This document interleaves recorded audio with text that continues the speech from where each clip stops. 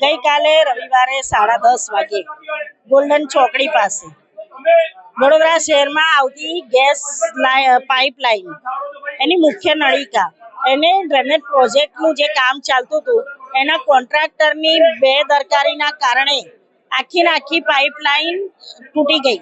આ પાઇપલાઇન તૂટી ગઈ એના કારણે કાલે 11:30 થી લઈને આજે સવારે 11 વાગ્યા સુધી વડોદરા શહેરના પોણા ભાગના વિસ્તારમાં 10 થી 12 લાખ લોકોને ગેસ પુરવઠો ના મળ્યો. લોકો 2 ટાઈમ રાંધી ના શક્યા, ચા પાણી ના કરી શક્યા. લોકો ગઈકાલે એટલા બધી હાલાકી ભોગવી છે કે મજબૂર બની ગયા. હોટલો માલામાલ કાલે બની, લોકો બેહાલ બન્યા અને તંત્ર મૌન રહ્યું. અને આજે તમે જુઓ, કમિશનર શ્રીને આવેદન પત્ર આપવા આવ્યા છો તો કમિશનર શ્રી પણ અહીંયા હાજર નથી. એ જ બતાવે છે કે વડોદરા શહેરના લોકોને ગુલામીમાં ધકેલવાનું કામ આ વહીવટ પર બેઠેલા લોકો અને સત્તા પક્ષે કર્યું છે. અમારી માંગણી છે કે જે કોન્ટ્રાક્ટરની બેદરકારી હતી એને બ્લેકલિસ્ટ કરવામાં આવે અને જવાબદાર અધિકારીઓ પર પગલાં ભરવામાં આવે.